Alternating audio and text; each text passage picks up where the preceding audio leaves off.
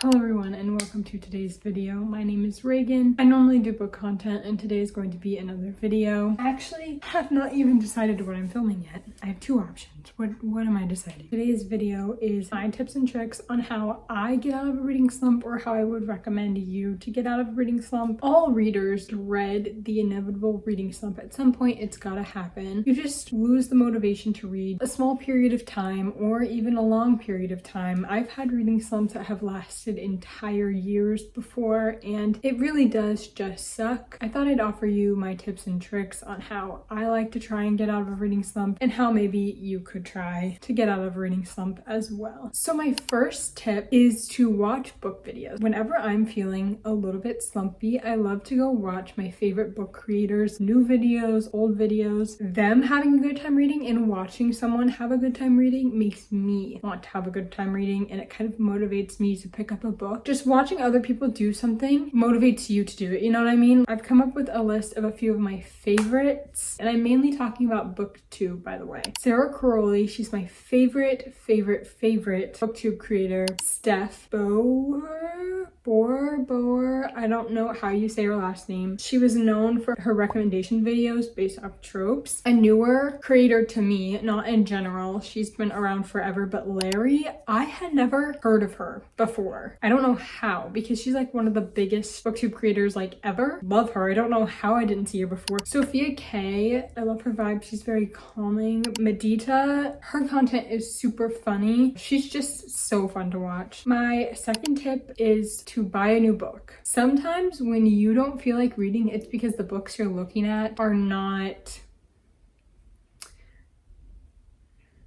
exactly what you want. Sometimes when I'm not feeling like reading and I go to a bookstore and I browse around and I'm like, what do I want to read right now? If nothing pops out to you, that might be a sign that your book slump is more severe than you thought, but sometimes just the act of going out and buying a new book is just what you need. And when I say buy a new book, I'm not talking about like one that you meant to buy, like the next in a series or something that you weren't planning on buying in the near future. Something new, something fresh, maybe even a new genre, one that inspires you in the moment. For example, I went to the bookstore last week and I got really inspired to buy some thrillers, things I never really gravitate towards, so I'll put a picture up here. Two thrillers, one Riley Sager and one that I'd heard someone talk about on BookTube. I bought Bunny, I had never had the urge to pick up before, and then Animal Farm, which is more of a classic, and it really motivated me to read because I had some new options. Tip number 3, try a new genre. Touching on this in tip number 2, but sometimes your book slump is because the genres you've been reading are not doing it for you anymore. I've recently been feeling this with romance because after you've read a lot of romance, they can get very predictable. I still love romance as a genre, but maybe I need a little break for it. When I'm talking about a new genre, you can either completely switch it up, start reading thrillers, which you've never read before, start reading nonfiction, which you've never read before, or you could do something a little bit more close to home. For example, if you are often a romance reader, maybe try a historical romance. It kind of switches it up. That's what I've been trying to do a little bit. I've started to read the Bridgerton series. This is the one I'm on right now. Another example would be if you normally read a lot of fantasy, switching to sci-fi, it's close, slightly different, it's something new, it could spark a new interest for you. Tip number 4 is to try a new format. I used to be an exclusively physical book reader, and then I started listening to audiobooks. Specifically, I started using the Libby app. This is one of my favorite apps to go to for audiobooks. If you have a library card, it's helping support your local library. They have audiobooks and ebooks, and you can go through Libby and request an audiobook, request an ebook. It's unlimited. Anything that your library has on audio and on ebook, that will be on Libby, and you have a completely new option, completely new format. Even a book that you've wanted to read on your physical TBR, you can switch to an audiobook or an ebook and it gives you a new format. I've recently acquired a Kindle. I love my Kindle, especially if I'm reading a physical book and I'm like, my hand really hurts. I can switch to my Kindle. It's just a different way to read books. If you are often an audiobook or ebook reader, maybe try a physical book. Another format can also include, if you normally read full-length novels, try a novella. Try something shorter. Get out of that normal pace. Tip number 5, try a reread. Sometimes when you need to be reminded of your love for reading a book that you already love is the easiest pathway to that. Something I've done in the past is reread Harry Potter, reread Percy Jackson, reread some of those books that really feel like home to me. Tip number 6 is to romanticize reading. In the past, when I'm in a book slump, I'll make a video because it motivates me. It puts me in the space of, okay, I need to read because I need to film. The act of filming makes me excited to read because I get to film something. That's just personally me because I have a booktube channel, but if you don't, even filming like a little video to send to your friends, telling them about the book you're reading, or just a video to keep to yourself. Try a new location. I personally don't love to read in public, but if I'm in a slump, going to read in public can kind of change the activity. It makes it a whole new thing. Set the mood, light a candle, read in the bath, just change up your physical location and romanticize reading in a different way than you normally would. Tip number 7, and my last tip of the video, is going to be don't read. That might sound counterintuitive and it might not be what you want to hear if you are in a book slump, but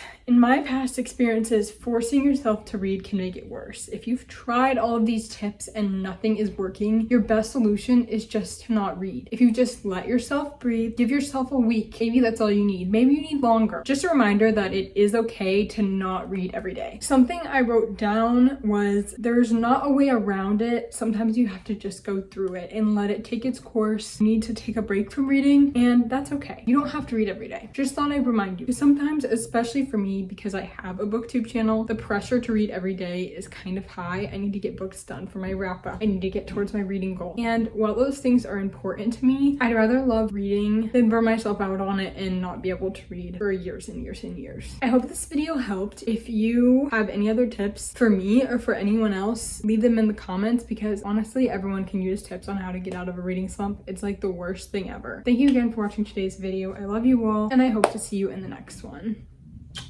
Bye.